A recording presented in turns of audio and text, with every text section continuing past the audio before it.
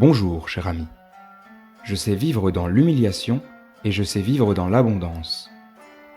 En tout et partout, j'ai appris à être rassasié et à avoir faim, à être dans l'abondance et à être dans la disette. La formation dans le secret. Partie 2, le désert spirituel. Jésus, rempli du Saint-Esprit, revint du Jourdain. Il fut conduit par l'Esprit dans le désert où il fut tenté par le diable pendant 40 jours. Aujourd'hui, nous allons parler du désert spirituel.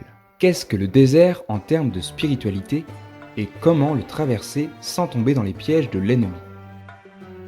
Donnons d'abord une définition de ce que signifie le désert spirituel.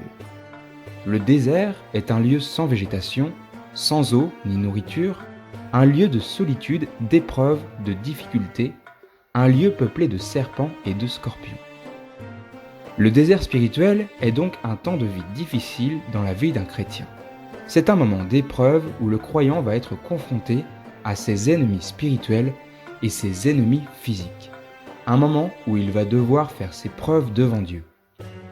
Cher ami, prends garde, ne te laisse pas tromper par de faux enseignements. Beaucoup de gens, faute de connaissances, prêchent que le désert spirituel est infligé par le diable. Mais ceci est contré par ces 3 versets bibliques. Colossiens 1, verset 17. Il est avant toute chose et toute chose subsiste en lui. Dieu est omniprésent. Il est partout. Psaume 147, verset 5. Notre Seigneur est grand, puissant par sa force, son intelligence n'a point de limite. Dieu est omniscient, il sait tout. Matthieu 19, verset 26. Jésus les regarda et leur dit : « Aux hommes cela est impossible, mais à Dieu tout est possible. Dieu est omnipotent, il peut tout. » Dieu est donc omniprésent, il est partout. Il est omniscient, il sait tout. Et il est omnipotent, il peut tout. Donc, par ces 3 versets, qui sont une bribe de l'intégralité biblique concernant ce sujet, nous pouvons être certains d'une chose. Si Dieu est omniscient, omniprésent et omnipotent, c'est donc Dieu qui permet que le croyant soit dans l'épreuve et soit dans le désert spirituel. En réalité, les pasteurs, les prédicateurs qui prêchent que le désert spirituel est infligé par le diable ne sont pas loin de la vérité. Ce sont en réalité les conséquences du désert spirituel qui sont infligées par le diable. Ce n'est pas le désert qui est infligé par lui, ce sont les conséquences. Les épreuves, les combats, les difficultés, les souffrances, les chutes sont infligées par nos ennemis spirituels et nos ennemis physiques. Mais celui qui permet ces épreuves, ces difficultés, ces combats, c'est Dieu. C'est Dieu seul qui permet l'accès au diable. Voici les raisons pour lesquelles le Seigneur peut permettre le désert spirituel dans ta vie. Un endurcissement de ton cœur. Si Dieu voit que tu as endurci ton cœur, il permettra un accès au diable dans ta vie et te mettra à l'épreuve. Car qui dit endurcissement du cœur, dit désobéissance à Dieu. Un bon exemple de désert spirituel dû à l'endurcissement du cœur est celui de Pharaon dans le livre de l'Exode. Après avoir endurci son cœur envers les Hébreux, Dieu enverra 10 châtiments sur l'Égypte à cause de Pharaon, jusqu'à ce que ce peuple parte de l'Égypte pour la terre promise. Des épreuves à surmonter. Si dans ta vie, Dieu veut que tu traverses quelque chose et que tu surmontes cette chose, il te confrontera et te confrontera encore à cette chose jusqu'à ce que tu parviennes à la dépasser, à la surmonter, sans fuir, sans te faire aider, seul face à ta propre montagne. Si tu fuis l'épreuve, le Seigneur t'amènera de nouveau vers celle-ci, d'une manière ou d'une autre. Il te reconfrontera à cette épreuve. À ce propos, je t'invite à méditer et à réfléchir. Quelle épreuve vois-tu revenir constamment dans ta vie ?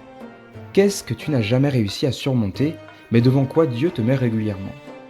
Sache que s'il y a quelque chose devant quoi Dieu te met constamment, Dieu veut que tu surmontes ceci. Il veut non seulement que tu traverses cette épreuve, mais aussi que tu la surmontes et que tu aies la victoire sur celle-ci. C'était dans son plan. Dans le plan de ta vie, il était prévu que tu surmontes cette épreuve, et il va te mettre face à celle-ci constamment. Dieu veut que tu aies ta propre victoire sur ce défi sans l'aide de personne. Une situation difficile. Le désert spirituel peut être permis par Dieu lorsque dans ta vie, tu passes par un cap difficile. La mort d'un proche, une maladie grave, des problèmes d'argent, bref. Sache que toutes ces souffrances, c'est le diable qui te les inflige, car Dieu t'aime. Mais néanmoins, Dieu permet que cela arrive afin que tu traverses le désert spirituel, jusqu'à ce que tu te remettes à te battre, que tu ailles chercher les solutions, jusqu'à ce que tu relèves la tête et que tu aies la victoire. Bien-aimé, la vie terrestre est un combat du début à la fin. Elle est en elle-même une épreuve. C'est pourquoi il est si important d'avoir Dieu dans sa vie et de savoir que si Dieu t'a renvoyé sur terre, c'est pour que tu vives loin de lui un certain temps afin que tu apprennes. Le meilleur apprentissage est la douleur, car c'est dans les épreuves que Dieu se glorifie. L'incrédulité. L'incrédulité est bien souvent la raison pour laquelle l'homme vit le désert spirituel. En effet, par son incrédulité, il se détourne de sa foi en Dieu et de ce fait, de sa foi en sa réussite, en ses victoires, en son bonheur et les promesses que Dieu lui avait faites. Un bon exemple biblique de l'incrédulité est l'histoire des Hébreux. Non loin de la terre promise, les Hébreux marchaient dans le désert depuis déjà plusieurs années. Cette population manquait d'eau, mais ils n'étaient pas loin du but. Cependant, de par leurs souffrances et leurs difficultés, ils ont commencé à ne plus croire en la promesse que Dieu leur avait faite. Résultat, ils ont erré 40 ans supplémentaires dans le désert et ce fut la génération suivante qui trouva la terre promise. Un baptême dans le Saint-Esprit. Voici la raison pour laquelle j'ai décidé de parler du désert spirituel dans ce grand thème, la formation dans le secret. Si tu as récemment été oint d'esprit et de force, tu traverseras le désert spirituel comme tout chrétien. Pour chaque personne et selon les réponses aux épreuves, la durée et l'intensité de souffrance de ce désert spirituel varient. Mais que se passe-t-il dans le monde spirituel pour que tu vives le désert spirituel après ton baptême de feu ? Voici une vision terrestre, une vision d'homme de ce qui se passe en réalité. Tu as donné ta vie à Jésus-Christ. Tu as vécu ou vis encore ce que l'on appelle ton premier amour. Amour intense pour le Seigneur et présence de Dieu manifeste. Ayant cet amour fou pour le Seigneur et cette paix incroyable, ce bonheur, cette joie insondable, tu décides de te donner corps et âme pour lui. Tu prêches Jésus-Christ, tu œuvres pour lui, tu abandonnes ta nature pécheresse. Le Seigneur te parle directement et tu lui obéis. Bref, c'est le bonheur. Tu vis toutes ces choses surnaturelles qui te sont propres et ineffables. C'est alors que le Seigneur s'adresse au diable. Tu as vu mon fils ? Il est mon serviteur, il est fidèle. Tu as vu comme il m'aime, tu as vu comme il m'obéit ? Ce à quoi le diable, par sa ruse et sa fourberie, répondra : Tu as tort, ô Dieu, je vais te le prouver. Laisse-moi ton fils quelque temps. Laisse-le-moi et je vais te montrer qu'il va revenir vers moi. Si tu me le laisses, tu pourras voir qu'il n'est pas fidèle. Tu verras qu'il va te renier, qu'il va retomber dans le péché et qu'il va t'oublier. Et Dieu, de par son intelligence et sa sagesse, acceptera, car il connaît déjà toutes tes voies. Celles que tu as déjà empruntées, mais aussi celles que tu aurais pu emprunter. Celles que tu emprunteras, mais aussi celles que tu pourras emprunter. Il connaît chacun de tes mouvements, chacune des conséquences de tes pensées et de tes actions. Voici donc les 4 points fondamentaux pour lesquels le désert spirituel a lieu dans ta vie. Un endurcissement de ton cœur, des épreuves à surmonter, l'incrédulité et la période post-baptême du Saint-Esprit. Prenons maintenant la parole de Dieu. Deutéronome 8, versets 2 à 5. Souviens-toi de tout le chemin que l'Éternel ton Dieu t'a fait faire pendant ces 40 années dans le désert, afin de t'humilier et de t'éprouver, pour savoir quelles étaient les dispositions de ton cœur et si tu gardais ou non ses commandements. Il t'a humilié, il t'a fait souffrir de faim, il t'a nourri de la manne que tu ne connaissais pas et que tu n'avais pas connue de tes pères, afin de t'apprendre que l'homme ne vit pas de pain seulement, mais que l'homme vit de tout ce qui sort de la bouche de l'Éternel. Ton vêtement ne s'est point usé sur toi, et ton pied ne s'est point enflé pendant ces 40 années. Reconnais en ton cœur que l'Éternel ton Dieu te châtie comme un homme châtie son enfant. Le désert spirituel est un temps de guerre spirituelle que le Seigneur permet. Le croyant va mener un combat contre les dominations, les autorités, les principautés dans les lieux célestes et les princes de ces mondes des ténèbres, qui sont en réalité à rien du tout puisque le Seigneur les a déjà liés, dépouillés et a triomphé d'eux à la croix. Mon ami, sache une chose, Jésus-Christ a vaincu les dominations, toutes les autorités, toutes les principautés, des milliards et des milliards de démons vaincus et dépouillés par sa mort à la croix. Il a tout porté, il les a tous vaincus, il les a tous dépouillés et il a triomphé de tous ces démons. Et le chef de tous ces démons, le diable en particulier. Alors sache, bien-aimé, qu'en un claquement de doigts, le Seigneur Jésus-Christ peut faire fuir le diable et tous ses sujets qui sont dans ta vie et qui t'oppressent. Mais il permet leur accès par le désert spirituel afin que tu sois formé par l'épreuve. Le Seigneur Jésus-Christ dira dans sa parole « Mon peuple périt faute de connaissance ». C'est pourquoi tu dois savoir que Jésus-Christ est vainqueur. C'est une vérité biblique. Jérémie 17, verset 5. Ainsi parle l'Éternel.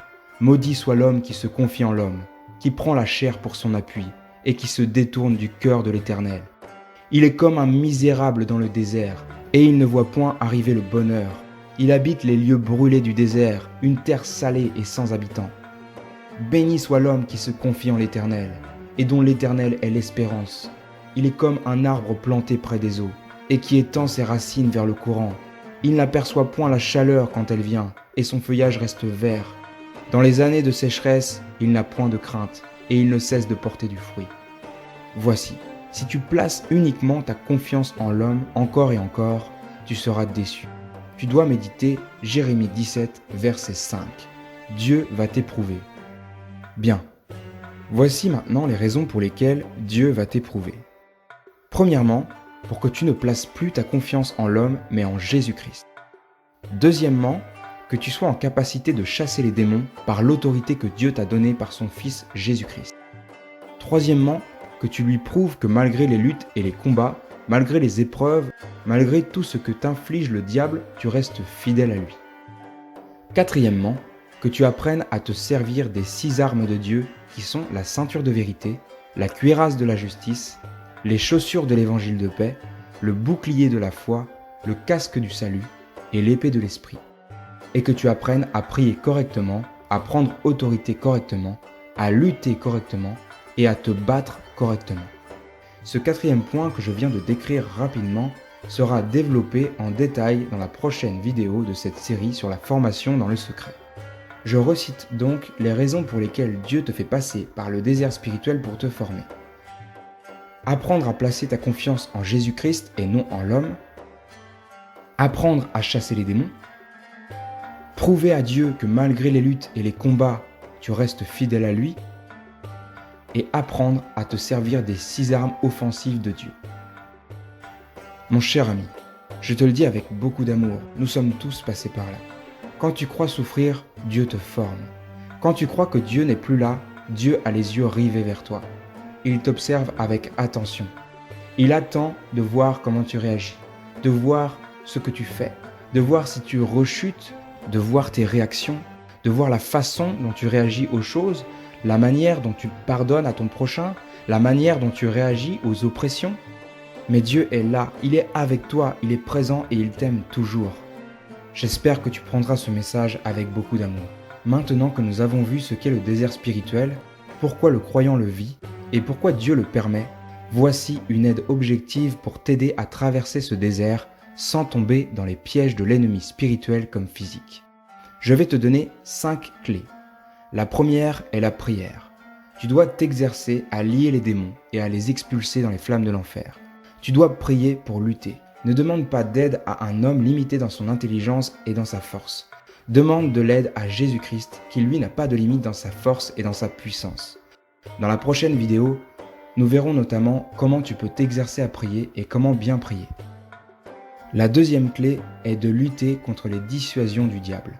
Les armes du diable sont dissuasives, alors que les armes de Dieu sont offensives.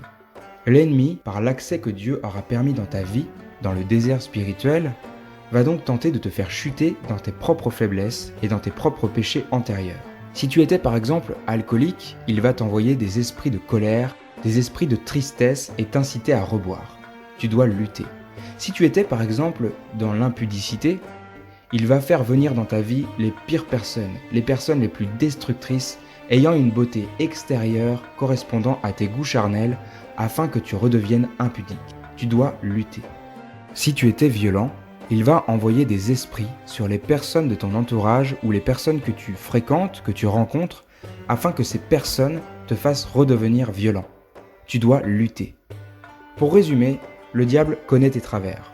Il est rusé et opportuniste, car c'est sa seule façon d'agir. En réalité, il a déjà été vaincu et désarmé. C'est pourquoi il va utiliser la force dissuasive.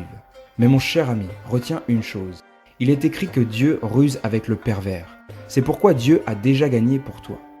Il est aussi écrit « Résistez au diable et il fuira loin de vous ». Pour résister à la dissuasion du diable, je te conseille de lire plusieurs fois Matthieu 4, versets 1 à 11. C'est la tentation qu'a subie Jésus-Christ dans le désert. Les paroles qu'a prononcées Jésus-Christ doivent prendre vie en toi, afin que le diable ne puisse plus te dissuader. La cinquième clé est que tu utilises tout le potentiel ou tous les dons que Dieu a placés en toi pour te battre. Fais preuve d'imagination. Tu es chantre, loue le Seigneur par des chants d'amour, et ce malgré les épreuves. Tu es dessinateur, tu es poète, écris un poème d'amour pour Dieu, malgré tout ce que tu vis. Dessine la création de Dieu pour lui montrer à quel point tout ce qu'il a créé est beau. Tu fais du théâtre, expose ta foi en public, écris vers l'Éternel, de manière théâtrale pour que tout le monde se tourne vers toi, et Dieu viendra à ton secours, crois-moi. Exploite tes dons autant que possible. Voilà, je crois t'avoir donné suffisamment de clés pour le moment pour que tu puisses lutter dans le désert spirituel. La prochaine vidéo va beaucoup t'aider, je pense. Nous arrivons à terme de cette deuxième partie de la série « La formation dans le secret ». Bien-aimé, si tu traverses le désert spirituel en ce moment et que tu es affaibli, que tu perds espoir et que tu as des oppressions importantes, retiens ceci. Dieu est amour. La meilleure arme contre tes ennemis spirituels comme physiques, c'est l'amour. Le diable et ses sujets maîtrisent certaines choses, mais en revanche, il y a une chose essentielle auquel le diable n'échappe jamais, car il ne la comprend pas. Cette chose, c'est l'amour, la puissance de l'amour. L'amour est la meilleure arme lorsque l'on traverse le désert spirituel. Retiens donc ces 2 commandements.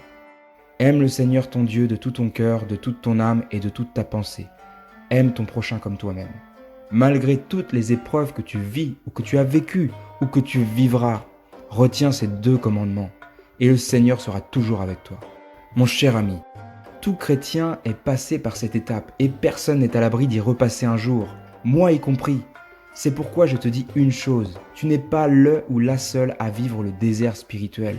Tout homme, toute femme passe par là dans sa vie. Ce sont des étapes de la vie qui te font grandir, qui te font avancer. Mais tu dois lutter, tu dois te battre, tu dois bien t'entourer. C'est pourquoi je te dis une chose, reste fidèle à Dieu. Il t'aime, il est là, il t'observe et il va intervenir pour faire cesser ce qui se passe dans ta vie. Il fera cesser ce désert spirituel, il fera cesser son absence qui est une absence apparente lorsque tu auras reçu ta formation et surmonté tes épreuves. Reste calme, ne prends pas peur, le Seigneur est avec toi. Prochaine vidéo de ce grand thème, l'ancrage. J'espère que cette deuxième partie de cette série t'a beaucoup aidé. Bon courage bien-aimé. Jésus-Christ, le roi des rois, le Seigneur des seigneurs, est avec toi en ce moment. Et je déclare que tu es dans la paix maintenant.